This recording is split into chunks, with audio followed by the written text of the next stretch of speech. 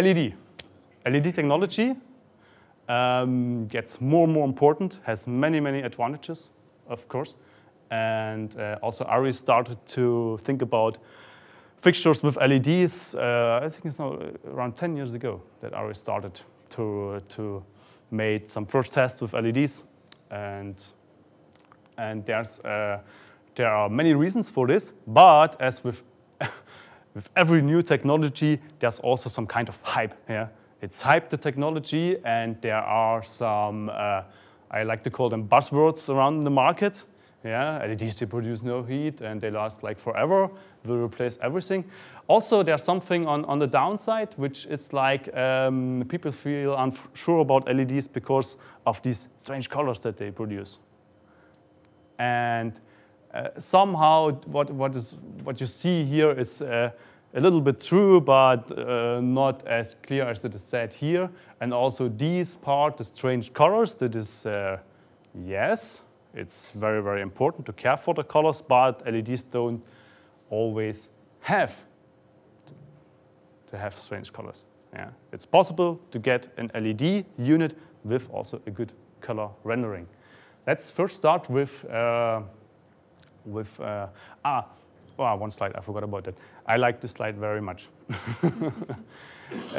This is a small part of a data sheet from an LED fixture. It's not every fixture, and I also won't tell you about the company. Yeah? It's a manufacturer for LED units. And what do we see here? LED unit with adjustable color temperature. Very nice. Yeah. I mean, it's also possible with our fixtures, but also this unit is able to adjust the color temperature. But what is really interesting, what do they say us? This unit takes 38 watts. So that's really not much.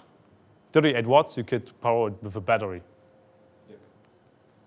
And it has an output which you could compare to a 1000 watt tungsten. So this LED unit is as bright as this one. This is also 1000 watt. And that only with 38 watts. So, whoa, amazing. Yeah? Just forget about this. I only want to have this. But let's have a closer look at what they say us. This is now what I told you, the efficiency, lumen per watt. A usual 1000 watt lamp has an efficiency of 25 lumen per watt. Everywhere around the world. Doesn't matter if it's Osram or Philips, they have 25 lumen per watt. This is not much, but yeah, that's the value that we have. So, a very, very short calculation. 25 lumen per watt, multiplicated with these 1000 watt of the tungsten bulb, divided to 38 watts.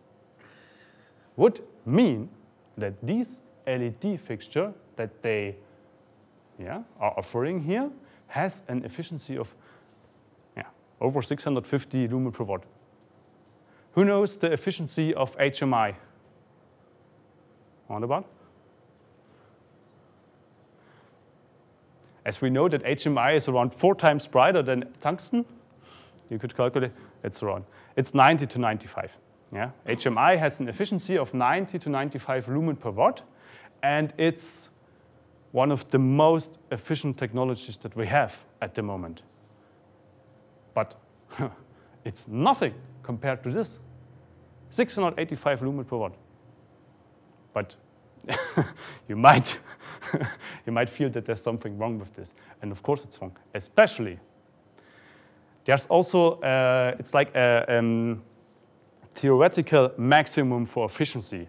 This is based on physics, because we are not like living in a fantasy world, we are living in the real world. And in our real world, it's not possible. Not ever, even in the brightest future, it's not possible to have a white light that has more than 300 lumen per watt. That's like a physical maximum. It's not ever in our universe we will have a light that is stronger than this. Maybe in parallel universe, not in our universe. So what they tell us here is completely, I have to say bullshit. Yeah, it's just lying. Yeah, and this is what is this is an extreme example. Yeah, but it's yeah, it's not too seldom that they promise something which is completely, no, it's not working at all. Yeah, I know this fixture. I had a closer look at it. It's maybe, yeah, you can maybe has an equivalent power compared to 100 watt of tungsten, not 1000. I don't know what they did here. Yeah, so be careful if you have a look at LED fixtures. They can say a lot to you what you might be able to achieve with this unit. Just test by yourself and think by yourself. Now you know a little bit of the basics, you know about the rules, yeah? Don't let them fool you. All right, nevertheless, LEDs are an efficient light source. One reason for this is LEDs don't emit any heat. If you have a look at the spectrum, the blue, green, and red LED, there's no heat, nothing. Also no UV. So all the radiation that we get from LED is light. So now you might say, ooh, whoa, this is like, it's a perfect, yeah, all what I get is light. So like the LED is like, ooh, it's a perfect light source, yeah? It must be 300 lumen per watt, as I said, it's the theoretical maximum. It's not like this, yeah? Just because the LED doesn't emit any heat doesn't mean that there is no heat produced inside the LED. LEDs are not, they are efficient, but they are not a perfect light source. So, one more question. How much of the electric energy in an LED is transferred to light? What do you think? I mean, there are different LEDs in the market for sure, yeah, but there's a value which usually, I think I already showed it, is 50. 50%, yeah. 50%, with a good LED, 50% is transferred to light, the other 50% is heat, yeah. And as we all know, LEDs, it's a cool technology, cool light, so I can place my hand here, it's nearly nothing. So you won't do it with this unit. You can do it with it. So this means the heat just stays inside the LED. It just stays inside, yeah? And if we don't care for this, the LED, I mean, LED don't explode or something like this, yeah? But you will destroy the LED over time, yeah? It will get dimmer and dimmer and dimmer, and in the end, you will not have 50%, but only 5, or at some point it will just doesn't light anymore. Yeah.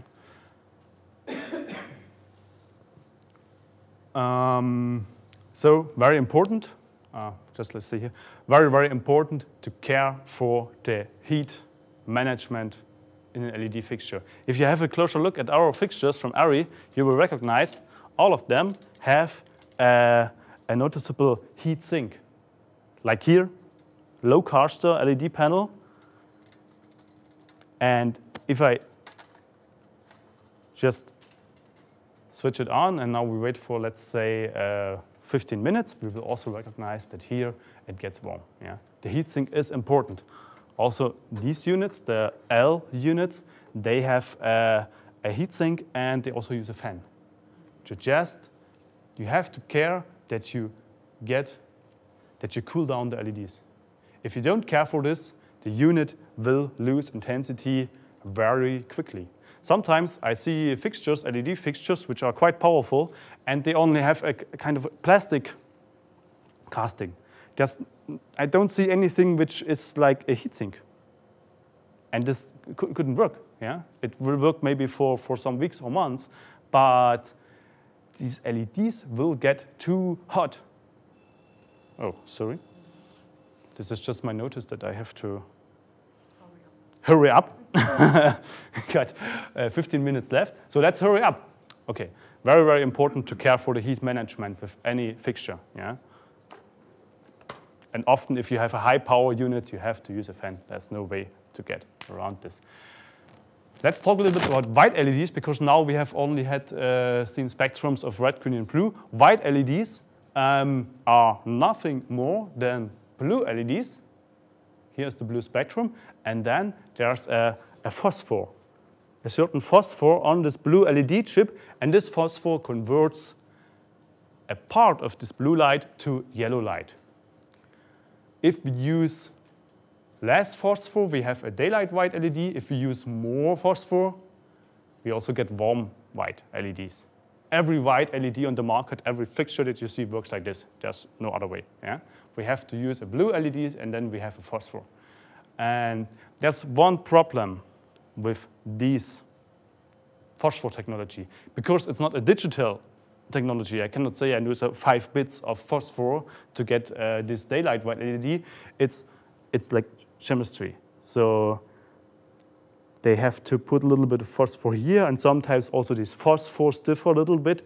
This means that it's not possible to produce an LED which is exactly the same LED as another one. There are always differences. Every LED is a little bit different. Yeah? There's one that's a little bit more bluish, and one is a little bit more greenish, whatever. I mean, there are, like, if we say now, today let's produce warm white LEDs, then we will get warm white LEDs, but they are all a little bit different. And what do LED manufacturers do? I mean, Arri is not an LED manufacturer, yeah? But Osram, Philips, they are big LED manufacturers. They have to measure all LEDs that they produce, and then they have to, they put them to certain bins. So let's say these are all warm white LEDs, yeah, no problem. But these are a little bit bluish ones, they are a little bit greenish, and they are a little bit dimmer, whatever, yeah. They have to separate these LEDs, and this means in the end, if you now you say, okay, I want to produce an LED fixture with white LEDs. You have the problem that all the LEDs are a little bit different. Of course, you can say now, let's say, Osram, please, I only want to have this bin, not the other ones.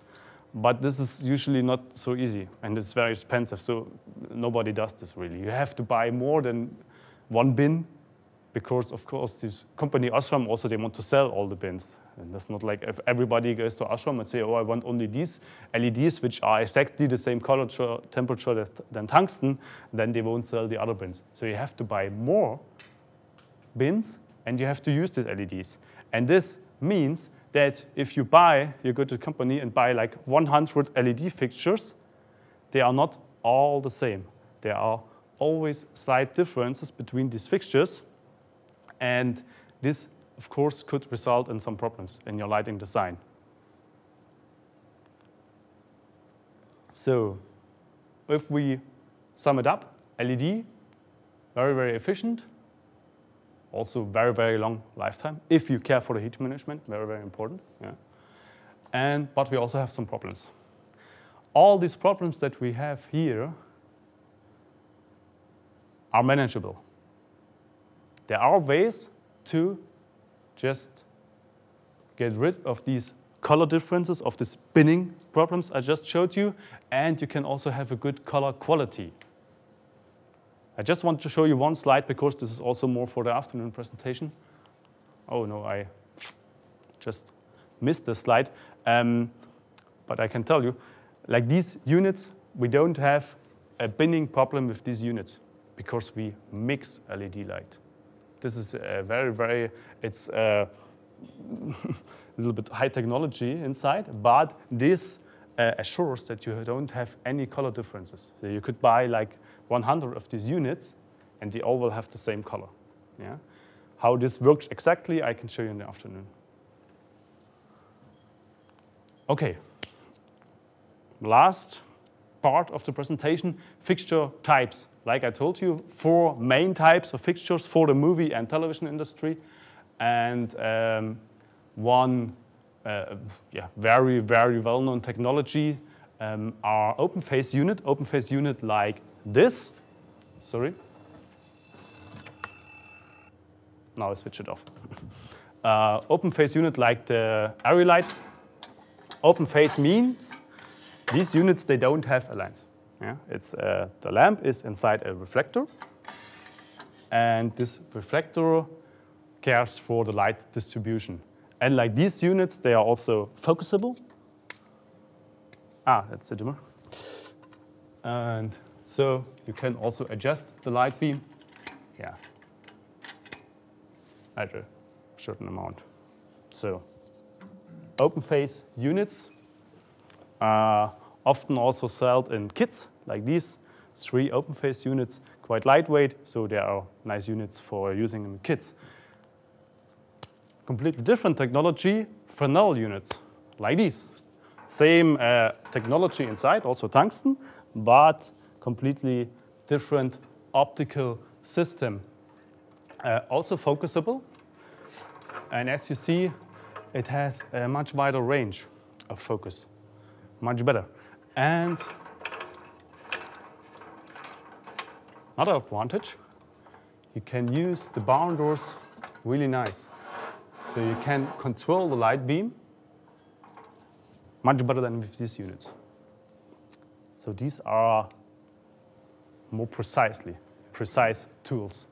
And how it works, you see it like here. If the bulb is close to the lens, we have LUT, and here we have the spotlight. If these units are so precise and have such a nice focus range, they also produce nice shadows. Why do we still have these units? Why don't we only use these? They have nicer shadows, they have a wider focus range. What do you think? Why do we still have also open phase units? We use the lens. The lens? The lens, we use the lens in this one instead of this one. There is no lens in this one. Yes, yes. But I mean from the point of view of a lighting designer. The costs is a reason, but honestly, it's not such a big difference. It's not the main reason. The main reason, because we have to hurry up a little bit, is what you see a little bit here. If you think about how works a tungsten unit, especially in a spot, the bulb is here. The lens is here. This means, I mean, the bulb is sending light everywhere. So all the light that is like going to this and this part is lost. It's not reaching the lens. This means the disadvantage of Fresnel units is that they are not so efficient. So if you need much light, if you need the most light that you get because you are just using it to then you have a first frame like this, yeah, or reflector, then you can use always an open phase fixture.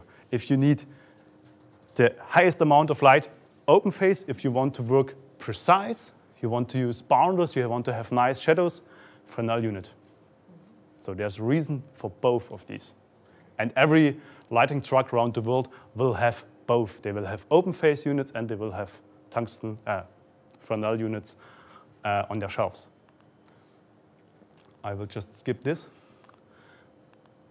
Here we see it again. These red parts are the lights that is lost. Yeah. Okay, one more important unit, power units.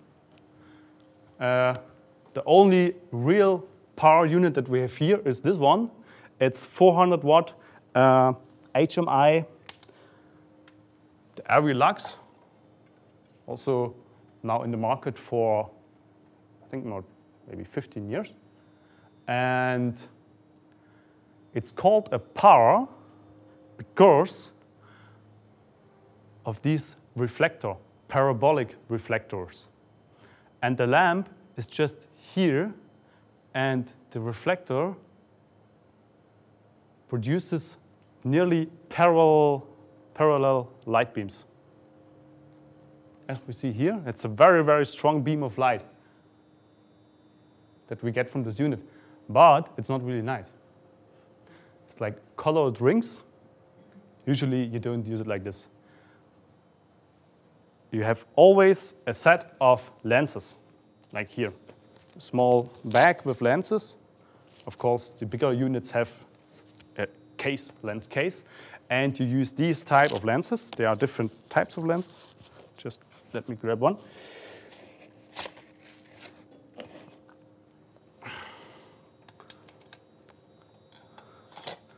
And with this, you get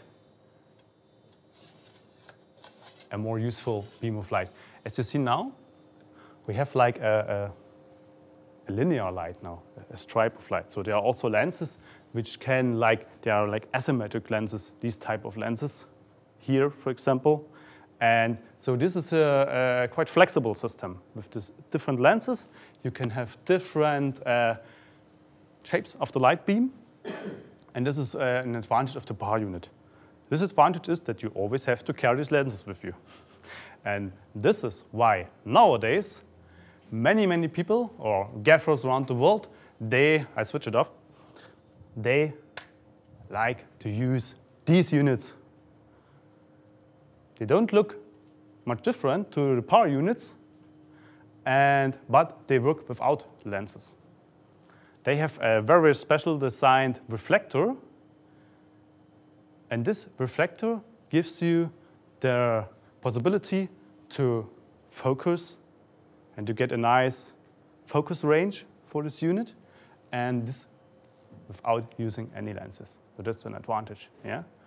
And so we still sell typical power fixtures. They have some advantages with the lenses. They are more flexible, but because often you want to work quickly, yeah? You don't want to carry too much stuff with you, and also, of course, the lens, they cost some money. So it's for the most gaffers around the world now, they switch to these units. Array Max, we have 800, the small one here, and this one, the M18. And as you see, they can get much bigger. If we talk about power ranges, just last slide. In the tungsten technology, it starts with 150 watts array, and the biggest one, 24K. Yeah, that's like this one. And with HMI, it's approximately the same. The biggest one, the 18K. Yeah, so you can light a whole skyscraper with these units. Last slide. We talked much about efficiency now. And as we learned, tungsten, like the usual tungsten, only 5% is transformed to light. LED is much better, up to 50%. There's one light source in our world which is by far the most efficient. One light source is able to transform 95% of the energy it gets to light. Any guess what light source I'm talking about? Excuse me? The sun? It's the firefly. It's the firefly. Don't ask me how they measured this. I don't have a clue. Yeah. But what I read is that they really tried to get the genes of this of the firefly and put it into trees. What they try is to develop trees that light by themselves, so you don't have to use street lamps anymore. You can have the trees. I think that sounds a bit like science fiction, but who's doing this? US scientists are doing this, and yeah, let's see if they can manage it. Okay, yeah, that's the presentation. If you have any questions, just feel free to ask. And as I said, we now have 20 minutes to go, and then we start a hands-on part.